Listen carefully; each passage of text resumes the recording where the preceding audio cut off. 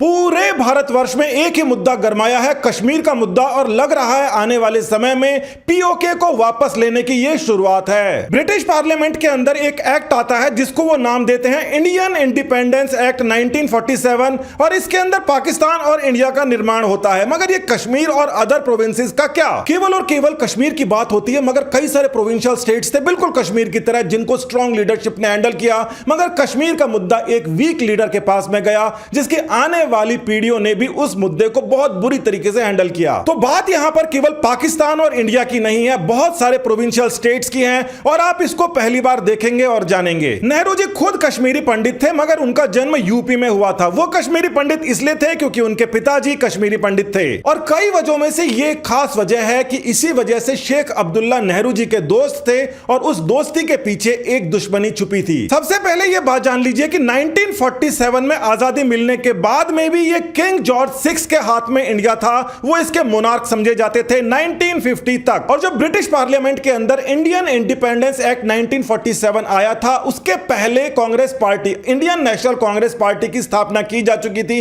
Founder member भी उसके britisher ही थे। अब यह बात बिल्कुल साफ थी कि ब्रिटिश जब ट्रांसफर ऑफ पावर करेंगे इंडिया के अंदर, तो वो इंडियन नेशनल कांग्रेस को ही करेंगे, और जिसके अंदर नेहरू जी को यहां पर कैंडिडेट बनाया गया था। मगर यह भी जान लीजिए, अंग्रेजों द्वारा बनाए गए भारत के पहले प्रधानमंत्री ने ब्रिटिश किंग जॉर्ज के नाम की शपथ ली थी। कई जगह बोला जाता है कि नेताजी सुभाष चंद्र बोस को पहले ही प्राइम मिनिस्टर घोषित कर दिया गया था, मगर उनके ऊपर ब्रिटिशर्स का हाथ नहीं था, उनके हाथ में ट्रांसफर ऑफ पावर नहीं हुई थी, इसीलिए लीगली और ऑफिशियली नेहरू जी को ही पहला प्रधानमंत्री माना जाता है। मगर समस्या यह थी कि ब्रिटिशर्स का पूरे इंडिया और पाकिस्तान वाला जो रीजन हम समझते हैं, उसके ऊपर कंप्लीट कंट्रोल नहीं था। उनकी कई सारी सुजेरेंस, मतलब ये जो सफेद जगह दिखाई दे रहे हैं, ये वो स्टेट्स हैं जहां पर ब्रिटिशर्स डायरेक्टली कंट्रोल नहीं किया करते थे। इनकी ब्रिटिशर्स के साथ कैसी ना कैसी संधि थी, इसीलिए ब्रिटिशर्स बोल नहीं सकते थे कि आपको हम इंडिया के अंदर शामिल कर देंगे। अब नेहरू जी का स्टेटस यहां पर काफी बड़ा हो गया था, क्योंकि वो ब्रिटिश राज के बहुत ज्यादा नजदीक थे। ब्रिटिश राज जाने से पहले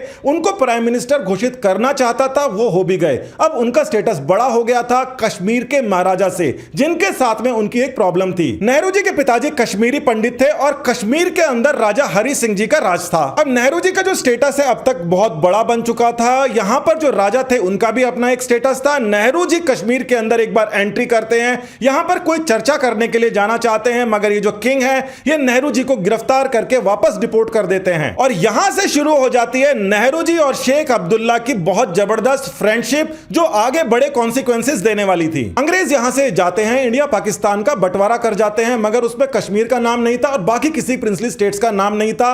वो लेजिस्लेशन जो कि पास हुई थी ब्रिटिश पार्लियामेंट के अंदर, इंडिया इंडिपेंडेंस एक्ट 1947, इन बाकी स्टेट्स के लिए जरूरी हो जाता है कि या तो वो किसी ना किसी स्टेट्स के साथ में रहें, और या फिर वो इंडिपेंडेंस अगर करते हैं तो वो इसको किस प्रकार से बना पाएंगे। यूरोप के अंदर जैसे छोटी छोटी सी कंट्रीज है, वैसे इंडिया के अंदर बन जाती अगर भारत के अंदर एक जबरदस्त आदमी नहीं होते, एक जबरदस्त नेता नहीं होते, जिनका नाम था सरदार पटेल। कांग्रेस पार्टी ये मानती थी कि नेहरू जी एक्सटर्नल अफेयर्स के अंदर बहुत ज्यादा काबिल रखते हैं, मगर यह भी फैक्ट था कि सरदार पटेल के पास में जो बार्गेनिंग पावर थी और जिस हिसाब से वो अपने कामों को करवाते थे, उसी वजह से जितने भी ये छोटे छोटे जो स्टेट्स थे, इनको इंडिया के अंदर ये शामिल करवाने के लिए कामयाब हो गए। मगर जब कश्मीर का मुद्दा आता है तो नेहरू जी कहते हैं कि इसकी देखरेख तो मुझे करनी है, मैं इसको देखता हूं किस प्रकार से इसको भारत में शामिल किया जाए। मगर वहां के महाराजा नेहरू जी की बात मानते नहीं है, सरदार पटेल को वो इंटरफेयर करने नहीं देते। अब ये जो मामला है कश्मीर का अटक जाता है। उसका एक मेन कारण यह भी था कि प्रधानमंत्री थे नेहरू, तो उनको पूरा टाइम भी नहीं मिल पाता था, और साथ ही के अंदर क्योंकि वो एक्सटर्नल अफेयर्स के ऊपर भी ध्यान देते थे, तो हर जगह एक सी पॉलिसीज चल नहीं सकती। देखिए, एक आदमी क्या क्या काम कर ले, नेहरू जी से सही बात यह है कि कश्मीर का मुद्दा संभला नहीं, और वहां पर जो महाराजा हरि सिंह जी थे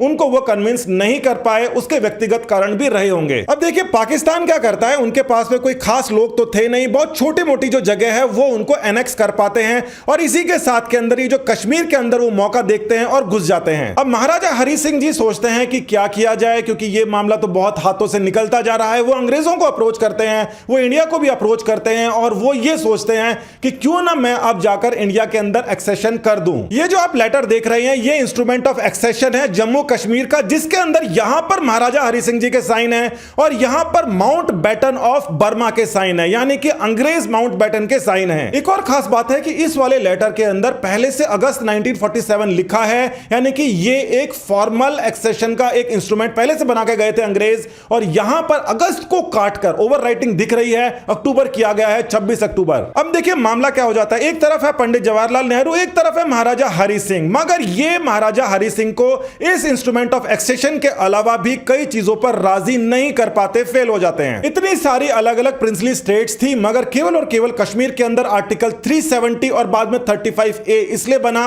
क्योंकि नेहरू जी बहुत ही कमजोर पॉलिसीज के साथ में फॉरवर्ड कर रहे थे और महाराजा हरि सिंह की बहुत ज्यादा ताकतवर पॉलिसीज थी। नेहरू जी को ऐसी कोई खास सफलता नहीं मिलती जो कि सरदार पटेल को दूसरे इंस्ट्रूमेंट ऑफ एक्सेशन के अंदर मिल गई थी। आर्टिकल 370 अगर नहीं होता तो जो काम वहां पर कश्मीरी पंडितों के साथ हुआ है वो हो नहीं पाता, क्योंकि गवर्नमेंट ऑफ इंडिया इंटरफेयर कर सकती थी, मगर उनका खुद का कॉन्स्टिट्यूशन था और इसी वजह से जो अत्याचार इन पर हुए उसको रोक पाने में यहां की गवर्नमेंट्स असमर्थ थी। मोदी जब प्रधानमंत्री बनते हैं, अपना समय लेते हैं, कई सारी चीजों को स्पष्ट करते हैं और 370 को हटा देते हैं। इसके बाद में कश्मीर में रूल ऑफ लॉ लग जाता है, बहुत सारी डेवलपमेंट्स होती हैं। 370 हटी तो बहुत बवाल बनाया गया कुछ लोगों के द्वारा, मगर समय के साथ में उसको पावरफुल लीडरशिप ने प्रॉपरली टैकल किया। अब जो समय आ चुका है वो ये समय आ चुका है कि वहां के जो नागरिक हैं, यानी कि जो भारत देश के नागरिक हैं, कश्मीर के नागरिक हैं, उनको अपना न्याय पूरा मिले। न्याय मिलने की सबसे पहली कड़ी यह है कि लोगों को पता तो चले कि कौन से दुख दर्द से जाकर ये निकले हैं